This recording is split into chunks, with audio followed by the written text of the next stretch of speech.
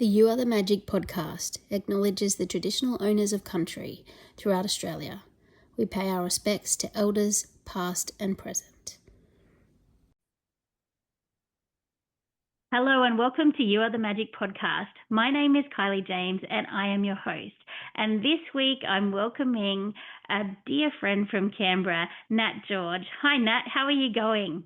Hi, Kylie. Thanks for having me. I'm really good. Oh, that's fantastic. It's so nice to see you. It's been a while. It sure has. It's Been a couple of and years, I think. it has, and we've got the pink color theme going on. We've chosen Right. great, yeah. Matching. We didn't even talk about it beforehand. That's it. A sign of a great podcast, hey? Yeah. Well, what I asked Nat on to the podcast this week is that her and I have sort of known each other for quite some time, and I've been watching Nat on her journey to, I guess, work out what's next for her and where she is in both life and career and those sorts of things. And so I thought it'd be great to bring her on so she can talk about some of the learnings and experiences that she's had along the way, because Nat's got a fantastic background and a really varied background. So I've loved just hearing all about like how you've gone from A to B, back to A, over to Z. And it's actually been a really lovely journey to watch. So Nat, did you want to share a little bit about, who you are and just some of your background? Yeah, sure. Thanks, Kylie.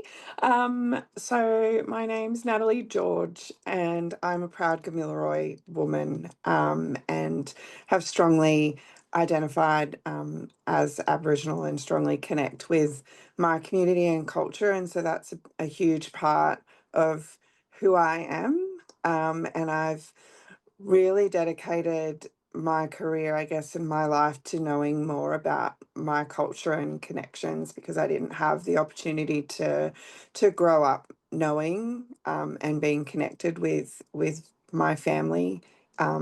My ancestral links are to Tamworth, and a couple of years ago I went back to country just to be on country, and it was one of the most emotional times, but really enriching and, I guess, soul rewarding, because I felt like I'd finally belonged, or I was home. And so that's a huge part of who I am, and continuing to learn more about my culture and connection to country by having yarns with aunties and cultural mentors. So that's a really big part of what I do, and how I maintain, I guess, my cultural integrity throughout that process. I have two boys who are now teenagers, and what's really important to me is that they grow up knowing who they are, and who their family is, and who they're connected to, and what country they're connected to as well. And so having that cultural education for me has been, I guess, one of the strong values I've had as a parent. And I hope that one day they see that and can really connect, and understand that.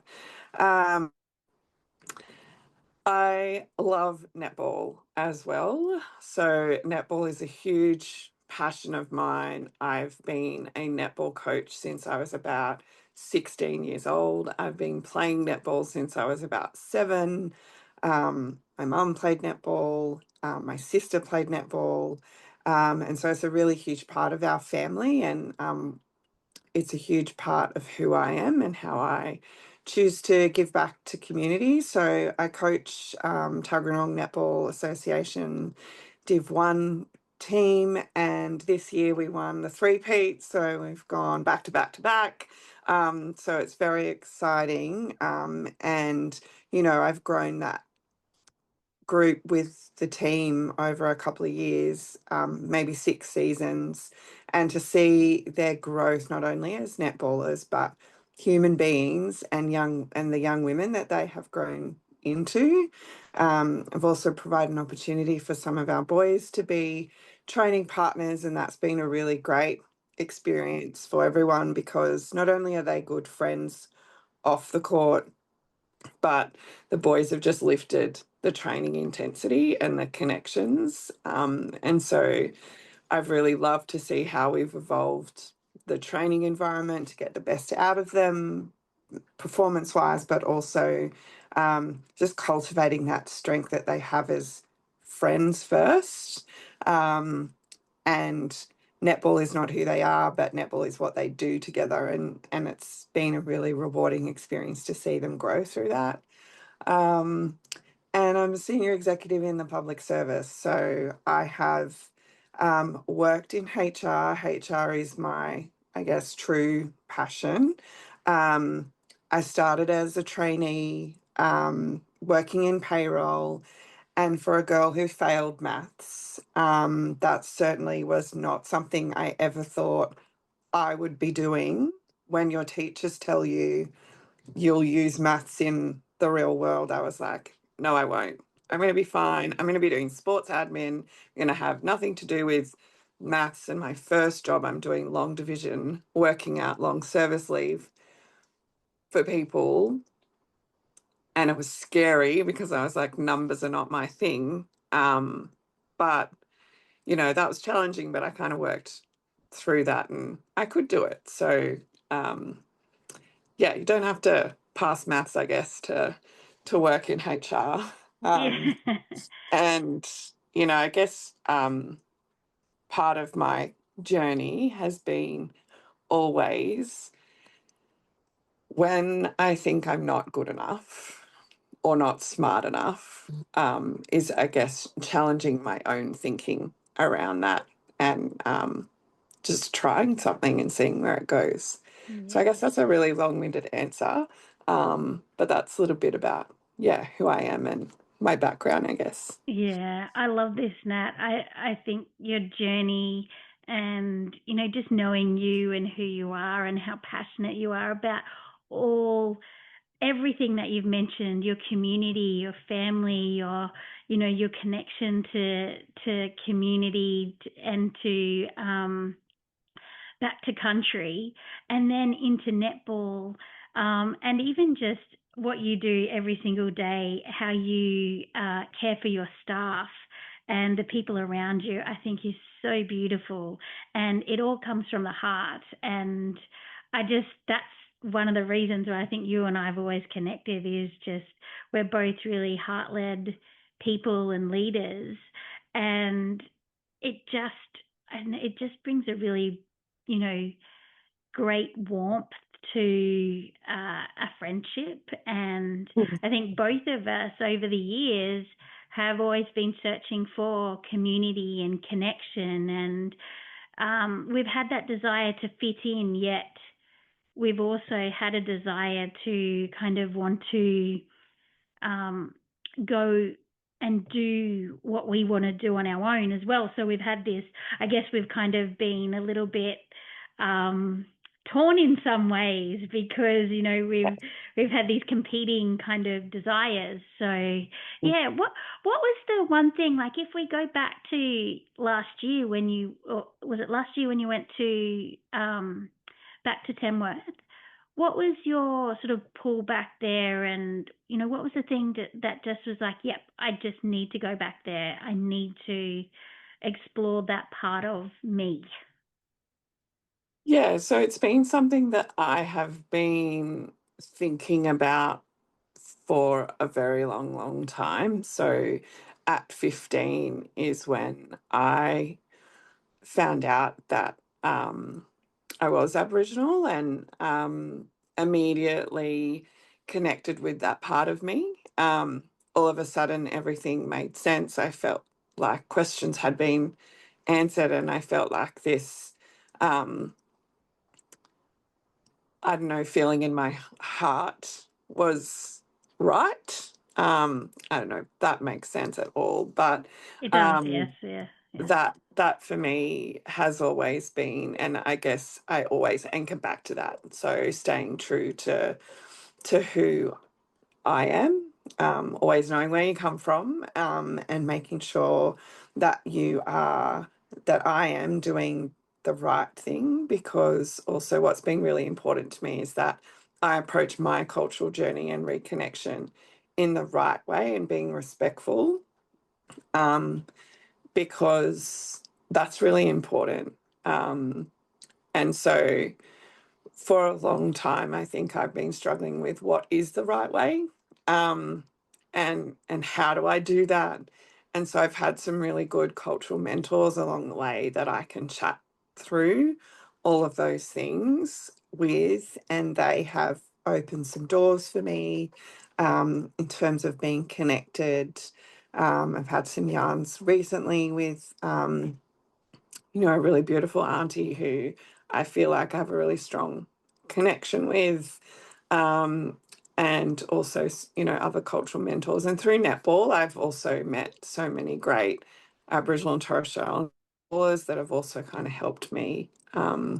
So through my work life, personal life, and netball life, I've got people who, I guess, back me and support me through that journey. And so I guess it was with their encouragement and support over years to then I just felt like it was October leading into the referendum, and I just felt I had to be on country before that happened. And there is that kind of strong pull, and you feel it in your heart and your gut, like, and then the sorry, 2 seconds, my dog is just barking. Feel the really strong pull back to country, and so that was really that's really what it is. It's feeling, and then the voice starts to get louder. You need to go, you need to be there, and it's certainly the voice is getting louder again about going back. Yeah. So, and when I was there, it was completely grounding. I just remember turning on to the Gamilaroi Highway, and just the tears started, because it was a real sense of, this is where I belong, and imagine, what could have been had those connections not been lost at that particular point in my family story. So, yeah, and just feeling that pull, and then feeling really grounded and at peace, when I was there. That's beautiful. That's beautiful. And I think you can, I guess, take your story, and it's about ultimately finding you again, isn't it?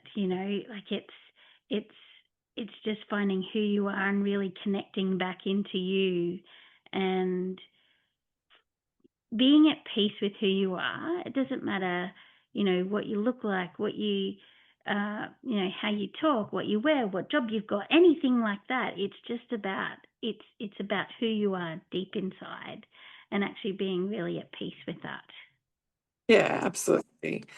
I also often talk to my netballers about, there's a really good quote by Mia Hamm that says, something along the lines of, once upon a time, a year old girl who fell in love with the game, play for her. And I often do an activity with my teams, around tapping into that. When did you first fall in love with the game, and why do you play netball? And that really taps into that inner self. And for me, the why are we doing this, and why are we all connected together? And what's come out of some of those conversations is some really beautiful stories around, obviously family connection is a really big part of that.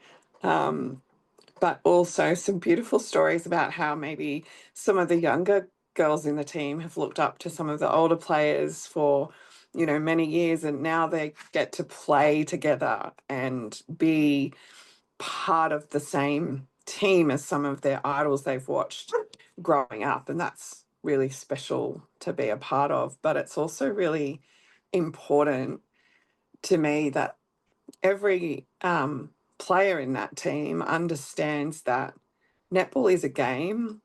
We play the game because we love the game, and we play it together because we love each other.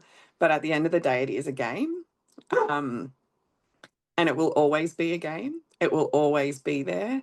But what matters is how you show up for yourself and how you show up for your teammates. And I think that's one of the really beautiful things about coaching, but also one of the most challenging things about coaching is to tap into that motivation mindset. And I'm really lucky that my team really do resonate with those messages and are a really strong part of, and they give me a lot more around the why, and the why that I coach. When I see them empowered by those messages and connecting with each other together, you know, it's just so motivating for even myself as a coach. So yeah. And and I guess to have a really strong connection with others, you need to have that strong connection with yourself, which is where that link comes in with, you know, really knowing who you are. If you know that and you're at peace with that, you can connect with so many other people.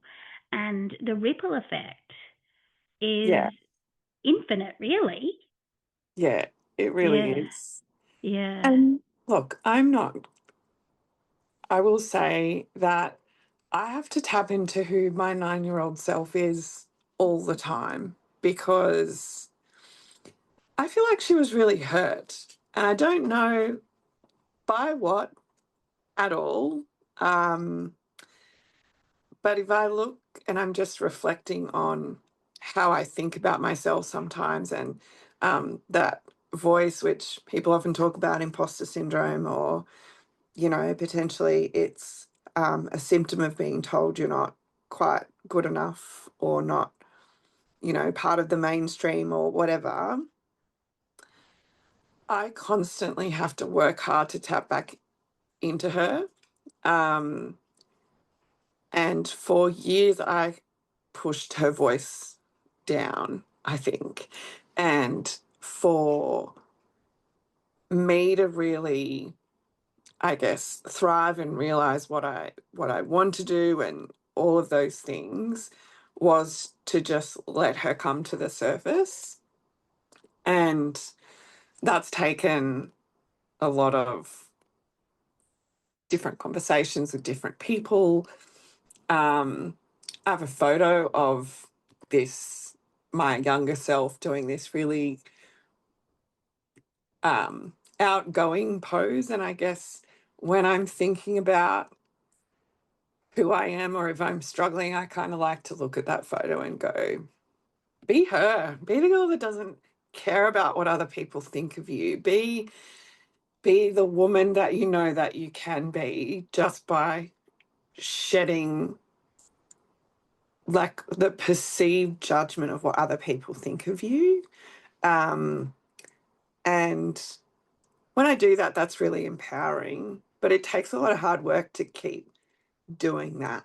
And I think sometimes I even um, forget to do those little things because, you know, sometimes when you're in the, I guess, grind of life and you've got kids wanting your attention, they're not getting ready for school on time, or, you know, you're stressed about getting to work on time, you've got your inbox has exploded. I've coached 4 netball teams this year, so like running from one thing to the next. When am I going to spend time with my husband? Like, what are we having for dinner? All of these things when you're in the like thrust of life, I think you can forget about who you are, or at least certainly I have.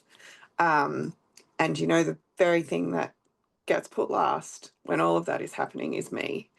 And I think that that's something I'm conscious of, but I'm not any better at putting myself first.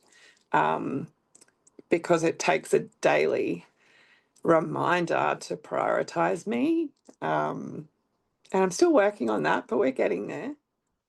I agree. I think there's life gets busy and there's always something to do or somewhere to go or somewhere to be, or it's we do forget that it's actually okay just to stop and rest or stop and have fun. I know for me, I remember the day that I really started to change, what was happening with me was I kind of sat and reflected and thought, you actually have stopped smiling.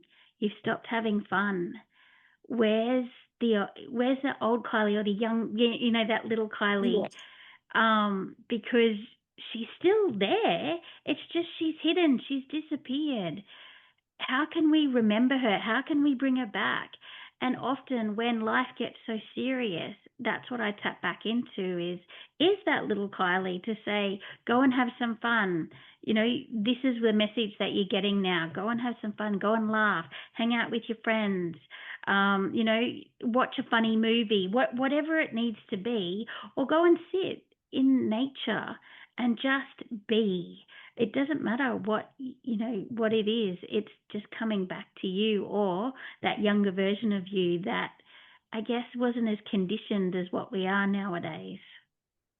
Yeah, absolutely. I think one of the biggest lessons that I've learned moving certainly into that senior exec level is it's okay to pause and take time, because actually when you do that, you make better decisions. Um, you can give more energy to the people around you. You can have more time to invest in people. And it sounds completely counterproductive, but if you actually just slow down, like if things are super busy and you just go for a 10-minute walk, that 10-minute slowdown of the brain, thinking, getting the blood rushing, getting your body moving, actually helps you do what you need to do. And I think it's important to remember that. And, I've had a few health concerns over the last few years, and it's always my body's way of saying, you're doing too much, you need to slow down. Don't forget to look after yourself. And so when we don't, our bodies will remind us. And I think one of the key challenges for us is how we are a bit more proactive with that. Yeah, absolutely. Our bodies are very wise. Whether Yes. it's a little niggle, in your lower back, or if you're getting a headache constantly or something, your body's telling you something, and it's we don't listen to it enough, or maybe we listen to it a little bit too late. Yes. Yeah, Yeah. yeah. Yeah. And I This tell you, my osteo is my new best friend because is he has been a lifesaver. I hold all of my stress across my chest and in my neck and shoulders. And that's because I've realized about myself, I go like this if I'm super stressed. And just like that little reminder of like shoulders back and down. Um, and getting a massage once a fortnight. Like these are little luxuries, but they're actually really necessary for me in how I'm managing um, all of that balance. yeah, and taking care of yourself, Mm. and it is putting you first, because if you're great, then the people around you are going to experience that, and they're going to be great as well. That's right. Yeah, yeah, Really important, even with parenting, yeah, even with, being a netball coach and all the different hats that I might wear. Um, if I'm okay and I've looked after myself and my bucket is full, then the people around me will feel that energy. And I think it's a really good reminder. yeah, absolutely. One of the other themes that I've like just listening to you today, and obviously, having had lots of conversations with you in the past, is as much as we've talked about today about finding your inner self, looking after yourself, all of those sorts of things. One of the big themes that you also talk about is also reaching out for support. Having conversations with other people, sharing wisdom, connecting with, elders, other family members, friends, whatever that might be, colleagues. This seems to be a really strong feature of in your world. Is that something that you want to talk a little bit further on, just about, how you, I guess, start some of those conversations? Because a lot of people actually struggle to ask for help because they feel that it's a little, it's a bit of a weakness, I guess, in some ways, yet it's actually a superpower. Yeah, it is. Yeah. And I think your network is the thing that will get you through challenging times, whether that's work or personal. And I have been lucky to have a really strong network, but I've also had leaders who have strong networks, and I guess I've watched them and how they network and stay connected, and even watching like really busy people still prioritize that connection with people. And I think with people is a core value of mine, and I certainly get a lot of energy from connecting with people. Now, as a young person, and my friends from high school will probably tell you that I was the most quiet, reserved, and unless I was kind of one-on-one or, in a smaller group, I wouldn't really talk much, or, I was super quiet and super shy. I didn't really find that confidence actually until I started working. And, my friends will tell you probably that I'm a completely different person now than maybe what they remember. Or often they actually say to me, I wish you could view or remember yourself the way we did. And that really resonated with me a lot, because often you think about yourself in a different way than others perceive you.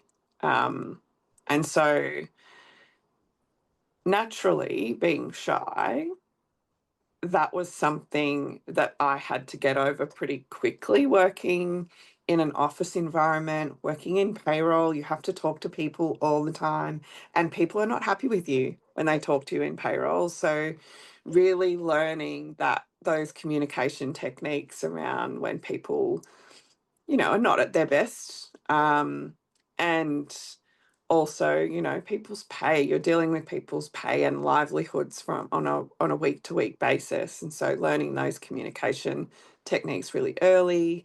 But I was also really lucky that I had nurturing supervisors that showed me the way, and I think your first supervisor can make or break you. And I feel so fortunate that I had really nurturing people around me, and some of whom I still call really close friends and connections. So really grateful for those people. And so because they showed that to me, then I'm reciprocating that when people come into, I guess, my life, whether that's people in my branch or my netball crew. As a quiet young person, netball was always a space where I didn't have to be the loudest. I didn't have to, like, I could actually be myself, because on court I was competitive and I was part of a team and I felt like I belonged. And so, always having people around me, that gave me lots of energy. And so I guess that's how I've approached staying connected with people and learning from. I've not been to university. I've done a couple of little courses here and there, but I'm not the type of person that's going to sit in a room and learn, or read a textbook and learn. I learn by doing, and I learn by talking things out. And when I do that, I feel really engaged. I feel alive, and I feel like I'm really contributing and valuing. the other person's perspective as well. And so that's why if I'm going to set up my ideal day, there's going to be a few coffee connection catch ups with people that I feel inspired and motivated by, that we can have conversations like this, because this is what gives me energy. Um, and at times, there are times where you might be struggling with something, or how to actually address this problem. The minute I reach out to my network, I think, why did I not do this earlier? Because I've stressed myself so much about this particular thing, or trying to come up with the answer on my own, or feeling lonely, or I don't agree with a particular way something's gone. So, but your network is there to help you, and they'll catch you when you need it. And I've been really lucky over the past 6 years or so, when things have been hard, either at work or at home, that I've had the network just appears for me at the right time, or I reach out to someone. And so now I guess one of the things that I do is I try and make sure that at least once a month I've got some kind of connection, coffee connection, um, set up. And so I've got a couple of mentors that I do that with. Like, there's a diary that ensures that I stay connected. But when I'm feeling a little bit lonely, or I'm feeling like things aren't going well, I'll make sure that I've got maybe one a week. That's something that I can look forward to, so that I can make sure that I stay connected, because I know that when I do that, everything is better. Yeah.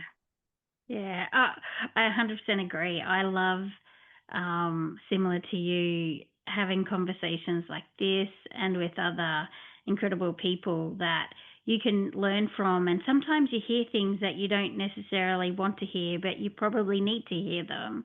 Mm, And so it's not all sunshine and roses sometimes, all the time, every single conversation, but it's actually what will help you take that next step forward, or help you to make a decision, or help you to understand something a little bit better.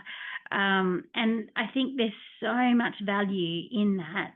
And, keeping in contact with people, reaching out, it's just a vital part of life for me, for sure. absolutely is. And I like to talk in the car when I'm driving. And so often it's my family say, oh, she's driving, she's going through the list.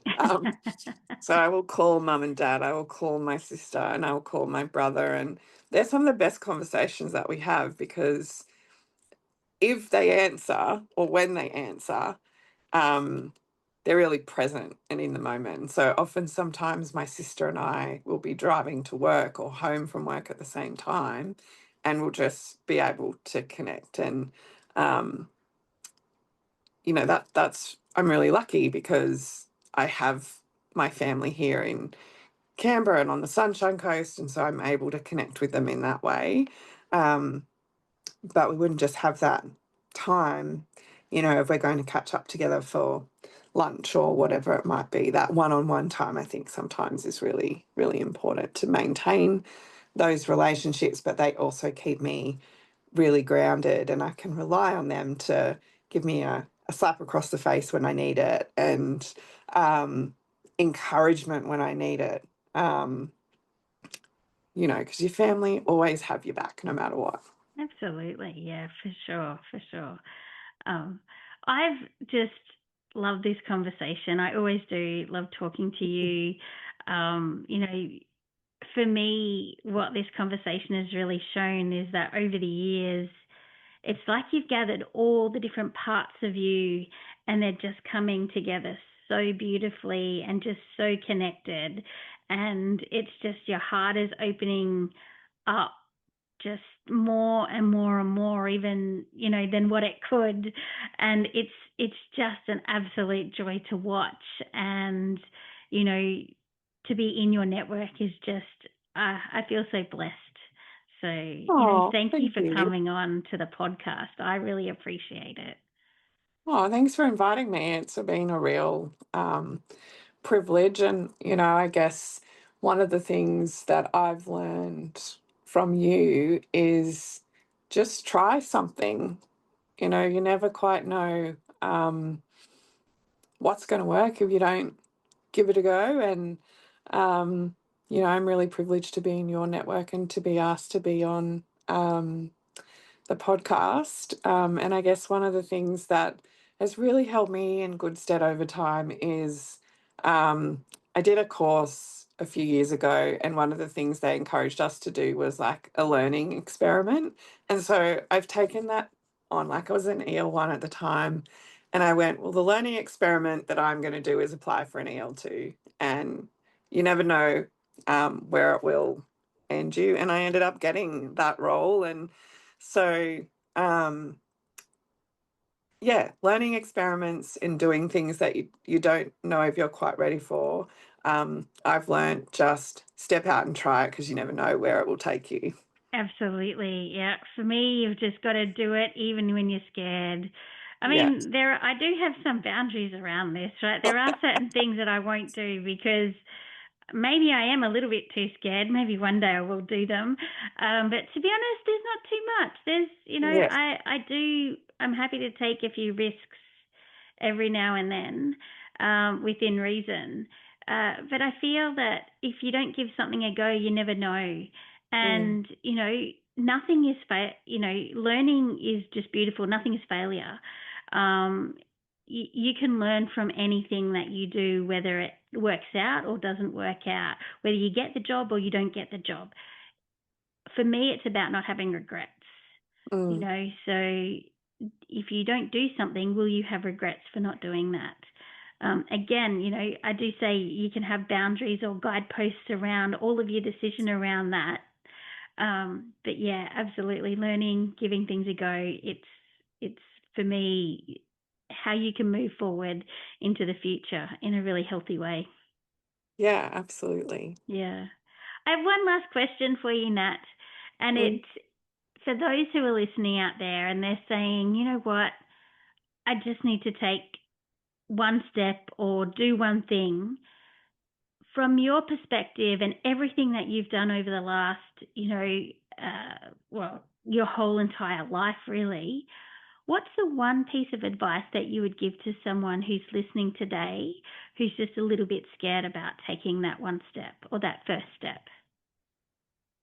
Yeah, I guess I go back to the learning experiment and kind of give it a go. But if one of the things that really, I guess, changed my trajectory or my comfort level was doing an Indigenous leadership program through UNSW, where we had to do this presentation. And for those that know me, know that I have an essential tremor.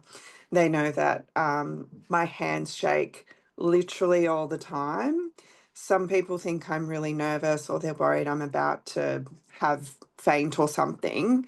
But it just means the messages go too fast from my brain. And so my hands have this tremor. So presenting in front of people was scary because actually what would happen is I felt like my whole body was shaking, like this, my shoulders were moving. And I remember one of my bosses she saw that happening and she said, just take a quick walk. And then we came back and then I delivered the presentation. And so I've always been anxious about how other people perceive what my body does, whether it's just an interaction or whether it's presenting in front of people. Because I'm not nervous. I actually quite like talking to people and presenting about, whatever the topic might be. But this course, they had as part of it presenting skills. And you learned like these, how like, so we had to do these weird noise voice warm-up things. And it was funny and it was completely overwhelming. I was completely out of my comfort zone, but that helped me hold my space when I was presenting, because I guess, again, you tap into the internal, you've got to get that deeper voice coming out when you're projecting.